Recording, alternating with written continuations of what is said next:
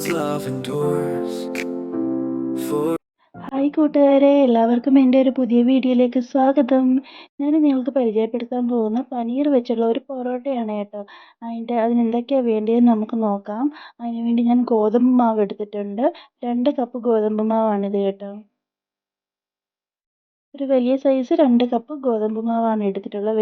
വലിയ സൈസാണ് എടുത്തിട്ടുള്ളത് കപ്പ് കേട്ടോ. അതിന് 2 കപ്പ് ഗോതമ്പ് മാവ് എടുത്തിട്ടുണ്ട്. അതിനുശേഷം അതിലേക്ക് നമുക്ക് കുറച്ച് ഉപ്പിട്ട് കൊടുക്കാം. എന്നിട്ട് നല്ല മയത്തിൽ തന്നെ നമുക്ക് കുഴച്ചെടുക്കണം കേട്ടോ. ഇച്ചിരി ലൂസായിട്ട് തന്നെ നല്ലപോലെ കുഴച്ചെടുത്തിട്ടുണ്ട്. അതിനുശേഷം അതിൻ്റെ മുകളിൽ നമുക്ക് കുറച്ച് ഓയിൽ തടവി കൊടുക്കാമേ. ഓയിലിട്ട് നമുക്ക് ഒന്നും കൂടി ഒന്ന് കുഴച്ചെടുക്കാം. എന്നിട്ട് നമുക്കിത് ഒരു 10-15 മിനിറ്റ് റെസ്റ്റ് ചെയ്യാൻ വെക്കണം. പിന്നെ നമുക്ക് നല്ല ലൂസായി കിട്ടും കേട്ടോ. അതിന് ശേഷം ഞാൻ പനീർ എടുത്തിട്ടുണ്ട്. പനീർ ഇതുപോലെ ഞാൻ ഒരു ക്യൂബായിരുന്നു ഞാൻ മേടിച്ചത്. അതിന് ശേഷം അത് ഞാനിങ്ങനെ ചിരണ്ടി എടുത്തിട്ടുണ്ട് കേട്ടോ. നമ്മൾ തോരനൊക്കെ ചിരണ്ടില്ലേ, അതുപോലെ തന്നെ ചിരവി എടുത്തിട്ടുണ്ട്.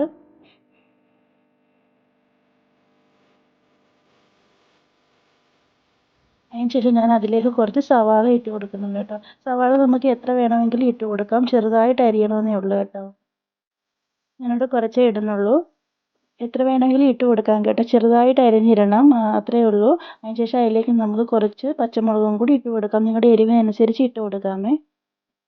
അതിന് ശേഷം ഇത് ചാറ്റ് മസാലയാണ് കേട്ടോ.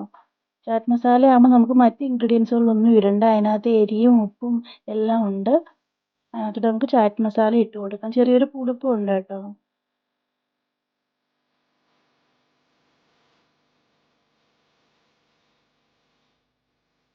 അതിനുശേഷം ഞാൻ അതിലേക്ക് കുറച്ച് മഞ്ഞൾപ്പൊടിയും കൂടെ ആഡ് ചെയ്ത് കൊടുക്കുന്നുണ്ട്. നിങ്ങൾക്ക് ഇഷ്ടമാണെന്നുണ്ടെങ്കിൽ മുളക് പൊടിയൊക്കെ നമുക്ക് എക്സ്ട്രാ ഇട്ട് കൊടുക്കാമേ. പിന്നെ ഇത് കുറച്ച് പെരുംജീരകം പൊടിച്ചതാണ് കേട്ടോ. അതും കൂടി ഇട്ട് കൊടുത്തൊരു ഫ്ലേവറിന് വേണ്ടിയാണ്.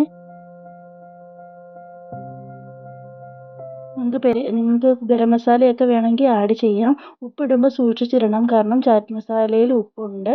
അത് നോക്കി വേണം നമ്മൾ ഉപ്പിടാൻ കേട്ടോ. എന്നിട്ട് നമുക്ക് നല്ലതുപോലെ ഒന്ന് കുഴച്ചെടുക്കാം. പനീർ ആയതുകൊണ്ടൊന്ന് പെട്ടെന്ന് കുഴഞ്ഞു വരും കേട്ടോ. നല്ലതുപോലെ പൊടിഞ്ഞു വരും.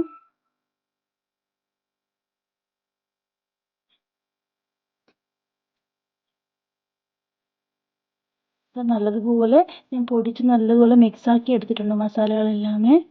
അതിന് ശേഷം ഞാനത് ആട്ട നല്ലതുപോലെ ഒന്നും കൂടി ഒന്ന് കുഴച്ച് നല്ലതുപോലെ സോഫ്റ്റ് ആക്കി എടുത്തിട്ടുണ്ട്. എന്നിട്ട് ഇങ്ങനെ ചെറിയ ചെറിയ ബോൾസ് ആക്കി എടുക്കാം കേട്ടോ. എന്നിട്ട് ജസ്റ്റ് ഒന്ന് പരത്തി ചെറിയ വീതിയിലാക്കുക. അതിനുശേഷം നമുക്കിതിലേക്ക് നമ്മുടെ മസാലയില്ലേ, പനീർ ആക്കി വെച്ചേക്കുന്ന മസാല അതിനകത്തോട്ട് ഫില്ല് ചെയ്ത് കൊടുക്കാം. എന്നിട്ട് അത് നല്ലതുപോലെ ഉരുട്ടിയിട്ട് നമ്മുടെ ചപ്പാത്തി പരത്തുന്ന പോലെ പരത്തിയെടുക്കാം. അധികം പ്രസ് ചെയ്ത് പരത്താൻ പാടില്ല. ജസ്റ്റ് സോഫ്റ്റ് ആയിട്ട് പരത്തി കൊടുക്കണം കേട്ടോ. ഇതൊക്കെ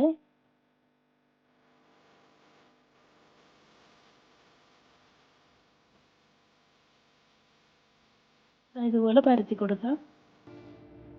സിമ്പിളാണ് കേട്ടോ. നമുക്ക് എളുപ്പത്തിൽ റെഡിയാക്കാം. കുട്ടികൾക്കൊക്കെ ഒത്തിരി ഇഷ്ടമാവുന്ന ഒരു റെസിപ്പിയാണ് കേട്ടോ. ഇതുപോലെ പാനിൻ്റെ മുകളിൽ നമുക്ക് റൊട്ടി ഉണ്ടാക്കുന്നത് പോലെ ഉണ്ടാക്കിയെടുക്കാം. ഒരു സൈഡ് ഇടാം. ഒരു സൈഡ് ജസ്റ്റ് ഒന്ന് വെന്ത് വരുമ്പോൾ നമുക്ക് തിരിച്ചിട്ട് കൊടുക്കാമേ.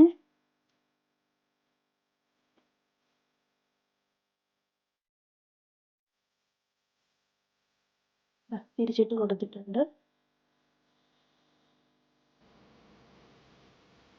ഇനി ഒരു സൈഡ് നല്ലതുപോലെ ഒന്ന് ബ്രൗൺ കളറായി വരണം കേട്ടോ. ബ്രൗൺ കളറായി വന്നതിന് ശേഷം വേണം നമുക്ക് എണ്ണ തേച്ച് കൊടുക്കണ്ട. ഞാൻ എണ്ണ തേച്ച് കൊടുത്തിട്ടുണ്ട് കേട്ടോ. അതുപോലെ രണ്ട് സൈഡും നമുക്ക് എണ്ണ തേച്ച് കൊടുക്കാം. പരാത്ത ഉണ്ടാക്കുമ്പം എപ്പോഴും നമ്മൾ ശ്രദ്ധിക്കേണ്ട കാര്യമാണ്, ഒരു സൈഡ് മറിച്ചിട്ട് അടുത്ത സൈഡ് ഒരു ബ്രൗൺ കളർ ആയതിനു ശേഷം മാത്രമേ നമ്മൾ എണ്ണ തേച്ച് കൊടുക്കാവൂ കേട്ടോ. ഇല്ലെങ്കിൽ പൊറോട്ട ടേസ്റ്റ് മങ്ങിപ്പോവും. അതുകൊണ്ട് എല്ലാവരും അത് ശ്രദ്ധിക്കുക. രണ്ട് സൈഡും നമുക്ക് തിരിച്ചും മറിച്ചും ഇട്ട് നല്ലതുപോലെ ഒന്ന് വേവിച്ചെടുക്കാം കേട്ടോ. നല്ലതുപോലെ വന്നിട്ടുണ്ട്. ഇതിന് പ്രത്യേകം കറിയുടെ ഒന്നും ആവശ്യമില്ല. കുട്ടികൾക്ക് ടിഫിൻ ബോക്സിനകത്തൊക്കെ നമുക്ക് കൊടുത്തു വിടാം. വലിയവർക്കും കഴിക്കാൻ നല്ലതാണ് കേട്ടോ. നല്ല ഹെൽത്തി ആയിട്ടുള്ള ഒരു പറാത്തയാണ്.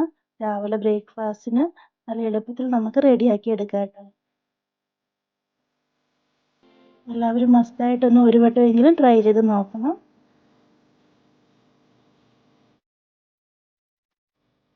ചാറ്റ് മസാല ഇല്ലെങ്കിൽ ചാറ്റ് മസാല വേണമെന്നൊന്നുമില്ല, നമുക്ക് ഗരം മസാല ആയാലും ആഡ് ചെയ്ത് കൊടുത്താൽ മതി കേട്ടോ. പനീർ ആയതുകൊണ്ട് തന്നെ എങ്ങനെ ആയാലും ടേസ്റ്റി ആയിരിക്കും കഴിക്കാൻ. ഞാൻ ഒരെണ്ണം റെഡിയാക്കി എടുത്തിട്ടുണ്ട്, അടുത്തത് അതുപോലെ ഞാൻ ഇട്ട് കൊടുക്കുന്നുണ്ട് കേട്ടോ.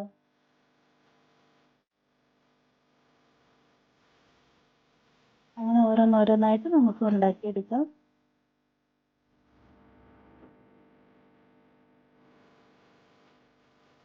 ഇത് നല്ലതുപോലെ പൊങ്ങി വന്നിട്ടുണ്ട് കേട്ടോ. അങ്ങനെ പൊങ്ങി വരുമ്പോൾ അകമെല്ലാം നല്ലതുപോലെ വേവും.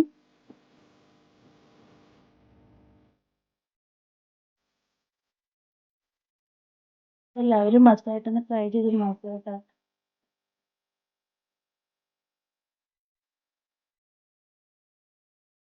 നല്ലതുപോലെ ആയി വന്നിട്ടുണ്ട്. ഞാനിത് 2-3 ഉണ്ടാക്കി എടുത്തിട്ടുണ്ട് കേട്ടോ. ഇനി ഞാനിത് കട്ട് ചെയ്ത് കാണിക്കാം ഇതിൻ്റെ അകവശം എങ്ങനെയാണെന്ന്. നമുക്ക് പിസ്സ പോലെ കട്ട് ചെയ്തെടുക്കാം. കുട്ടികൾക്കൊക്കെ അങ്ങനെ ടിഫിൻ ബോക്സിനകത്ത് കൊടുത്തു വിടുമ്പോൾ അവർ ഒത്തിരി എക്സൈറ്റ്മെൻറ്റോടെ തിന്നും കേട്ടോ. ഇതാ ഞാനിതിങ്ങനെ മുറിച്ചെടുത്തിട്ടുണ്ട് കേട്ടോ. നല്ല ചൂടാണ്.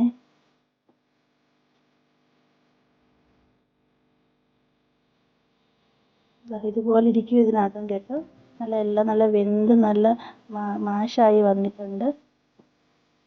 സോസിൻ്റെ കൂടെയും നമുക്ക് കഴിക്കാൻ നല്ലതാണ് കേട്ടോ. സോസോ അച്ചാറോ ഒക്കെ ആയിട്ട് എല്ലാവരും മസ്റ്റായിട്ടൊന്ന് ട്രൈ ചെയ്ത് നോക്കൂ. Thank you.